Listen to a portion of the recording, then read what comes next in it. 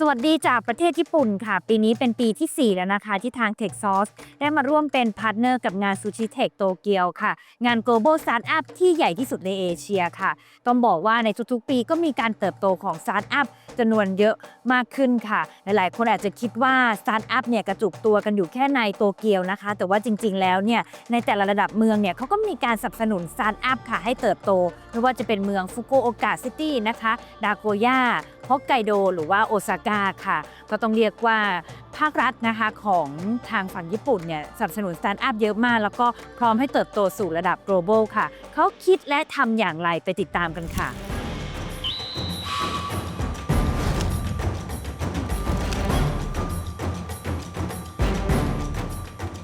ประเทศที่ให้กำเนิดตำนานอย่าง Sony, Toyota, Nintendo วันนี้กำลังเขียนบทใหม่ให้เศรษฐกิจของตัวเองด้วยคำเดียว Startup คำถามตัวโตๆคือทำไมประเทศที่เคยกุมอำนาจอุตสาหกรรมทั้งทวีปถึงเลือกเดิมพันอนาคตทศวรรษหน้าไว้กับธุรกิจเกิดใหม่ วันนี้เราอยากชวนทุกคนหาคำตอบ 2 ข้อค่ะ 1. ทำไมญี่ปุ่นถึงพลิกมาเดิมพันกับ Startup และ 2. รัฐบาลเขามีสูตรลับหรือยุทธศาสตร์อะไรอยู่เบื้องหลัง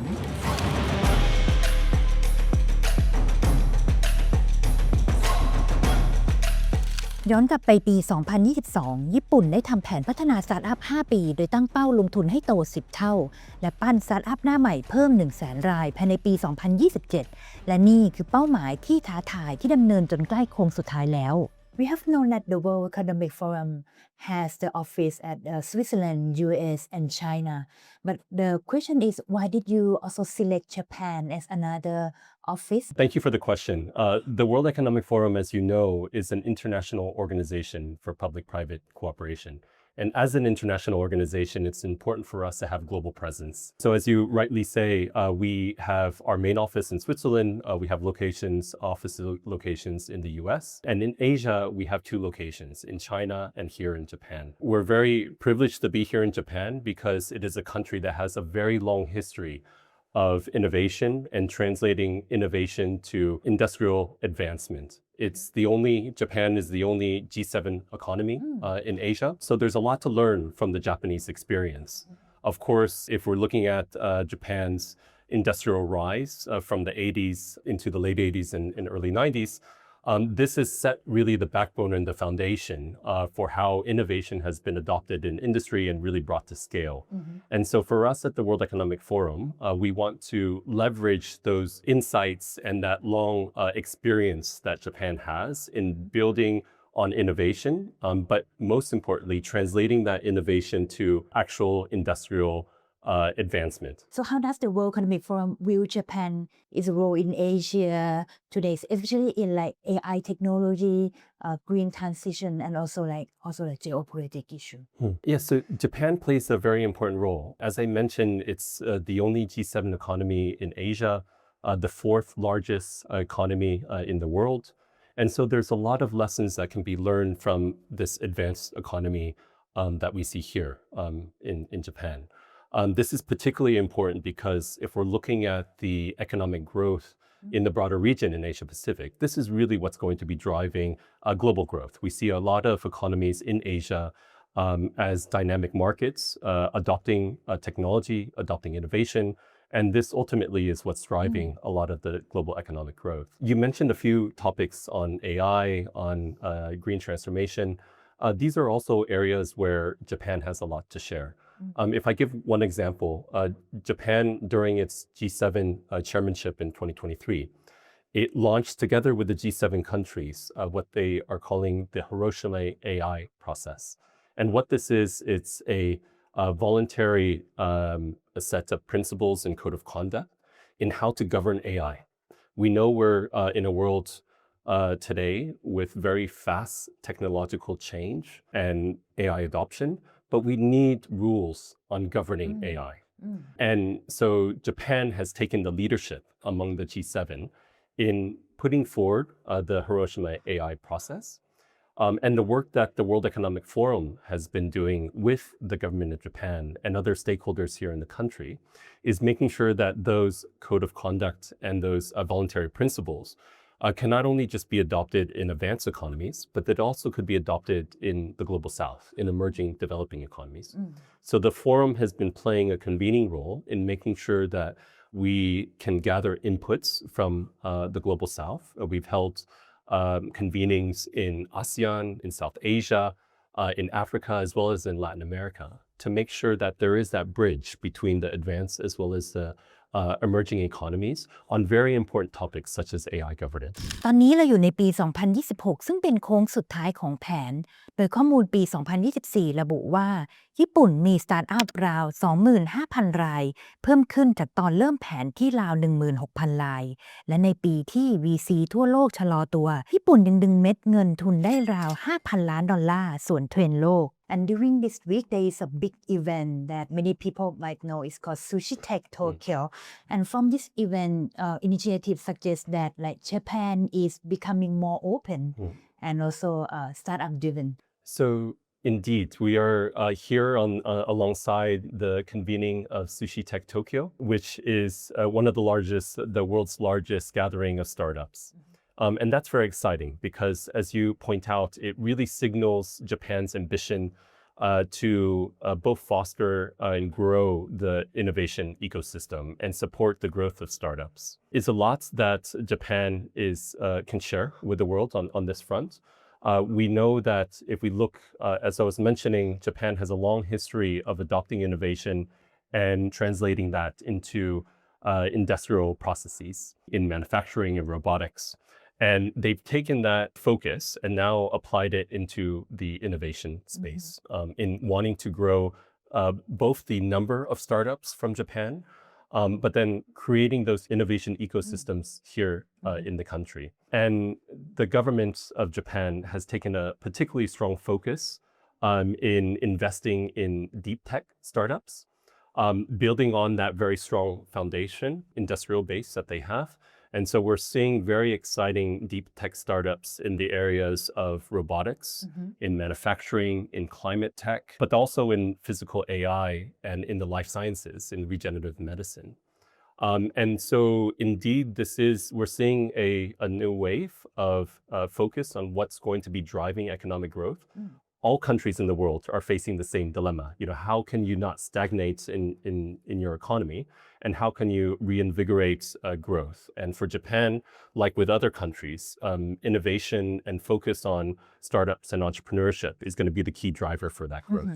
แผนนี้ไม่ได้กระจุกตัวอยู่แค่โตเกียวค่ะ รัฐบาลญี่ปุ่นรู้ว่าอีโคซิสเต็มที่แข็งแรงต้องอาศัยจุดแข็งที่หลากหลายจนเกิดเป็น Startup City Project กระจายการสนับสนุนไปยังเมืองยุทธศาสตร์ทั่วประเทศ โอซาก้า คันไซ ที่เพิ่งรับไม้ต่อจาก World Expo 2025 ถูกดันให้เป็นหับทางด้าน Deep Tech, Bio, Healthcare และ Life Science ส่วนใครอยากจะเจาะตลาดญี่ปุ่นฟุกุโอกะคือประตูบานแรกเป็นเขตเศรษฐกิจพิเศษมี One Stop Service ในการตั้งบริษัทแบบครบวงจร We have seen like the strong collaboration between public and private sector to drive the innovation in this country. And at the same time, from Sushi Tech Tokyo, we have seen there are many startups that come from the different city as well. So what is the single most important lesson that Thailand can learn from Japan in developing a robust startup innovation ecosystem? I think one of the very important lessons that Thailand can learn is to think globally from the onset. Japan is growing, it's continuing to grow its innovation ecosystem, and we've seen the rise of very promising startups here in the country, and a few unicorns that have also emerged in the last few years. Japan, of course, is a large market, over 100 million people, but it's not enough to sustain growth in the long term. So that's why the goal, both at the national level with the government of Japan, but also at the city level, they're trying to encourage support for startups to go global. And why is that so? By going global, startups will have access to know-how, to additional and new talent. The startups will have access to new sources of funding, so access to capital markets and venture capital. Also access to new technologies, and importantly, of course, new markets for their products and services. And so we're seeing this stage right now with Japanese startups in their effort to actually go global. And ASEAN in particular is one of the key markets for Japanese startups. Of course, it's in the broader Asia Pacific region.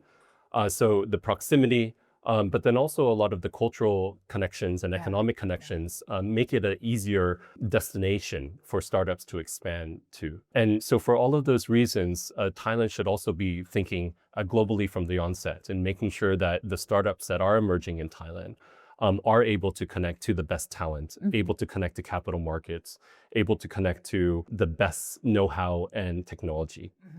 So I hope that will be the case and the ambition for Thailand moving forward. รัฐบาลปรับสตาร์ทอัพวีซ่าให้เอื้อสุดๆ ตอนนี้ผู้ประกอบการพำนักได้ถึง 2 ปีเพื่อเตรียมตั้งบริษัท แต่ไม่ต้องกำเงินทุนก้อนใหญ่หรือมีออฟฟิศจริงจังตั้งแต่วันแรก ยังมีหับใหม่อย่างทากานาว่าเกตเวย์ลิงค์สกอลาร์หับหรือ Rich ที่เพิ่งเปิดปี 2025 ออกแบบให้เป็น global gateway ดึงนักลงทุนระดับโลก และเชื่อมเครือข่ายเข้ากับสตาร์ทอัพในเอเชียตะวันออกเฉียงใต้ซึ่งรวมถึงประเทศไทยด้วยค่ะ Well, I think, as you know, we have big companies in Japan, established names. But as you say, we are seeing some younger people establishing new businesses. All in all, I think people are acknowledging that they can be diversified. Maybe 30, 40 years ago, people believed in joining the big companies. That was the goal. But nowadays, I think younger people understand that becoming independent and starting their own businesses can just be as interesting and fun as well. And I think there are facilities and infrastructures that support that. I think the culture of promoting startup is very important. The existence of the open technology, the venture capitals, all these things facilitate, I think. But on the other hand, you have to remember that startups tend to focus on the new areas, currently mostly on the IT sectors. And of course, AI is the biggest one. But AI is not really manufacturing itself. It's basically software. And there are startups around the world who have had really early starts, and the giants are mostly American at this point.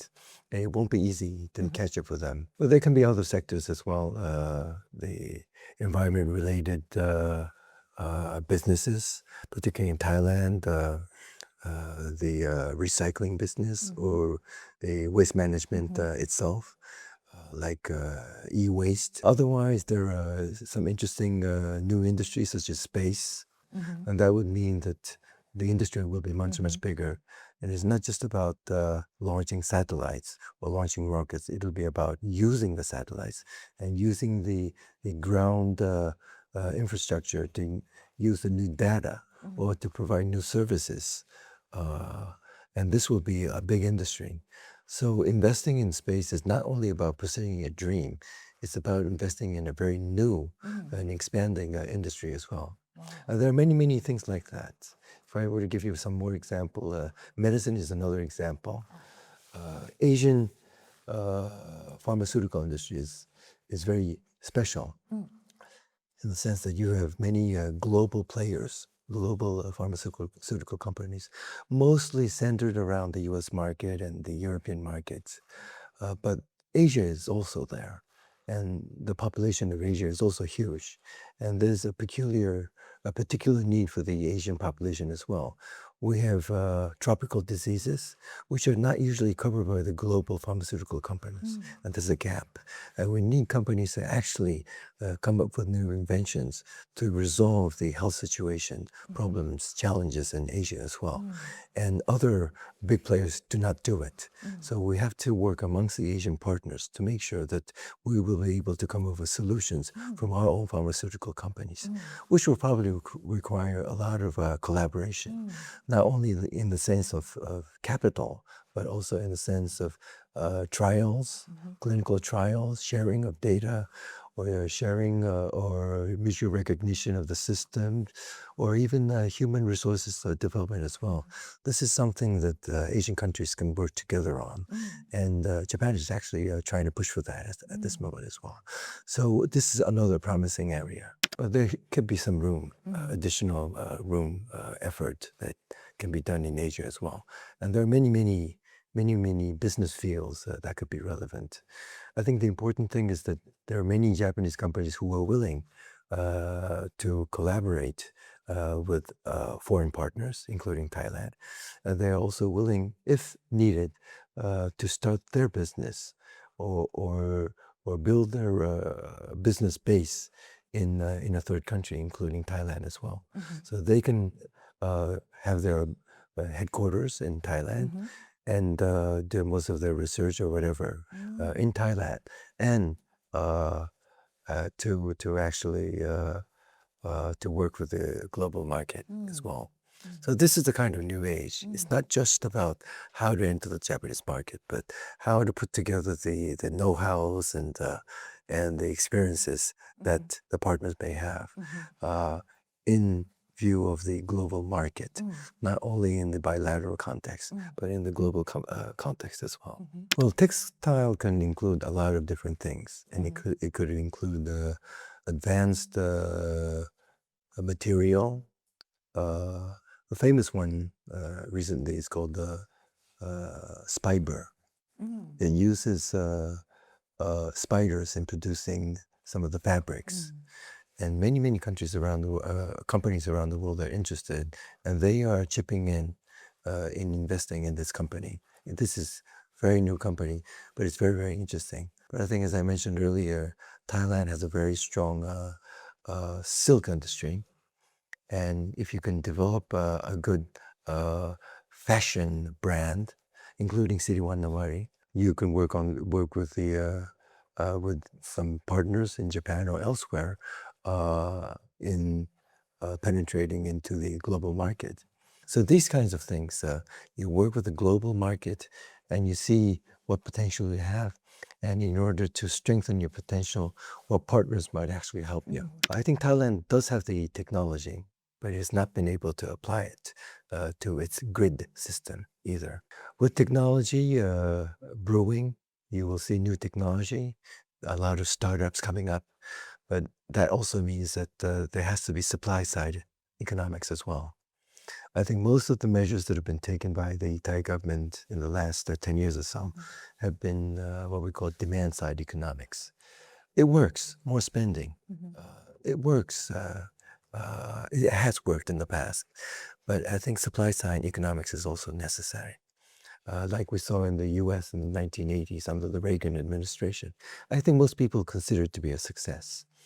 And this usually means, in most cases, deregulation. So electricity, the solar power electricity can be promoted through deregulation.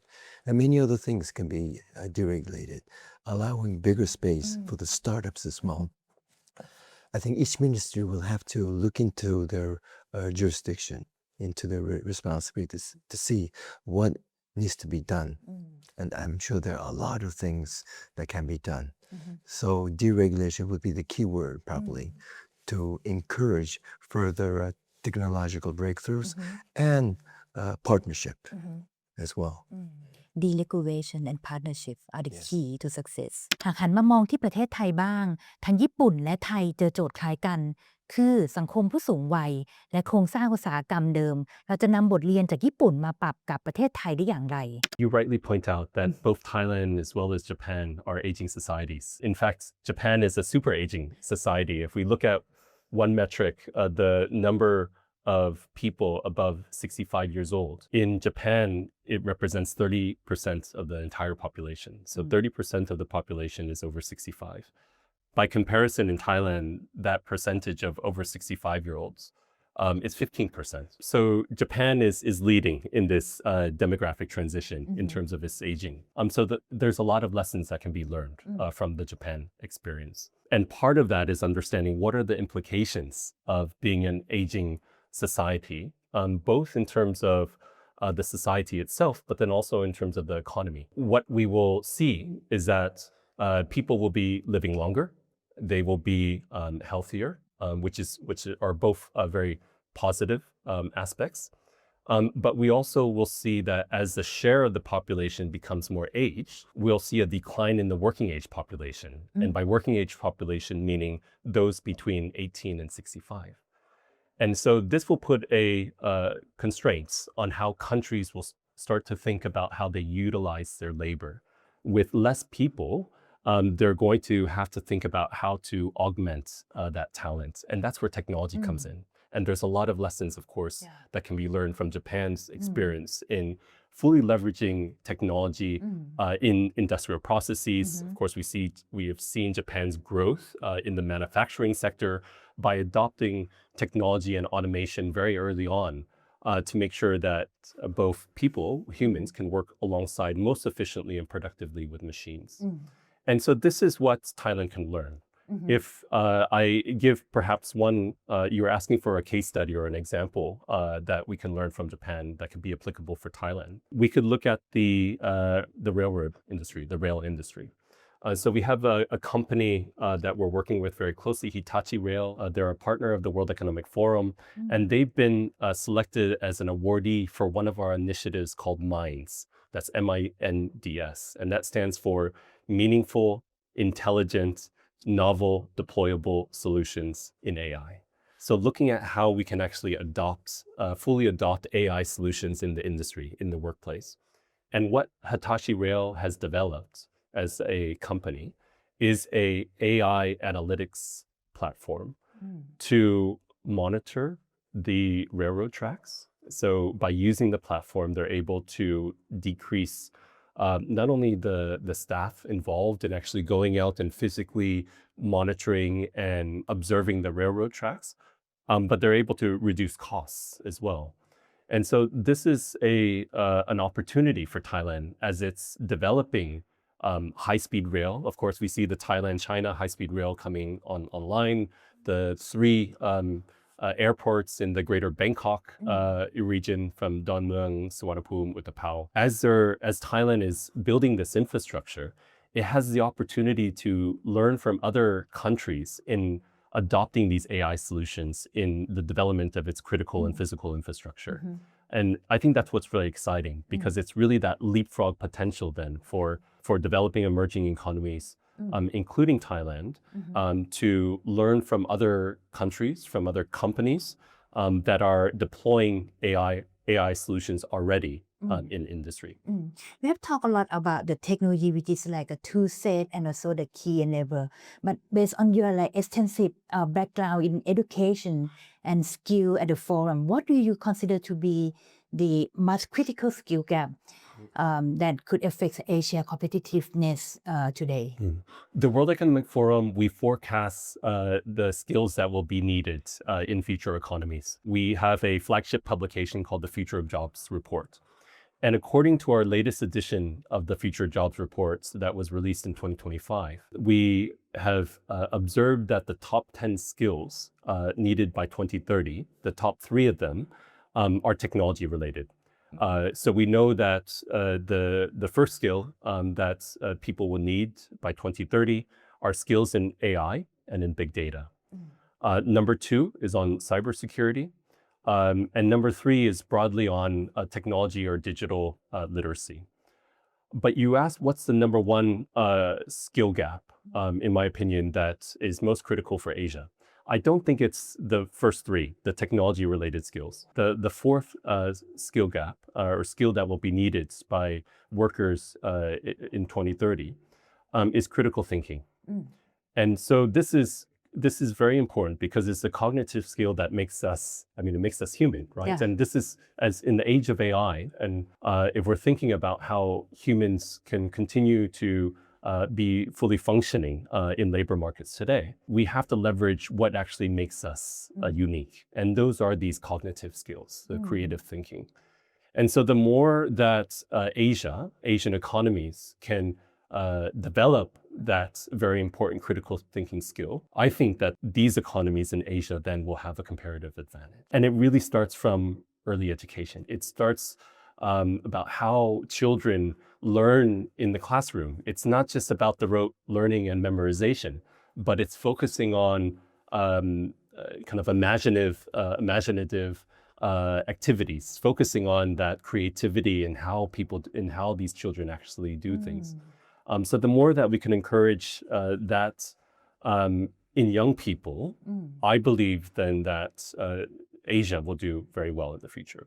Yeah, this is very important because when I was a child, I'm too shy to ask the question. So it brought me like how to imagine or create a new idea. But it would be good if we can encourage them to ask the question. So this is the most important thing, and this kind of the key fundamental to create the critical thinking as well. Indeed. So indeed, the World Economic Forum convenes global leaders, global leaders from government, from business, as well as from academia, from nonprofit organizations. And if we look at our interactions with leaders, we know that they're facing an incredibly complex world today. It's a world that is quickly evolving. We're seeing increased fragmentation in societies. We're seeing that the geopolitics are becoming ever more complex. Security dimensions, geopolitical dimensions are becoming very challenging to understand. And so if we were to look at what leadership trait really is important and set leaders apart, it would be, I would think, deciphering between what is the noise within this very complex environment and what are the signals that leaders should be focusing on. So it's making that deciphering between those two, deciphering between the noise and the signals.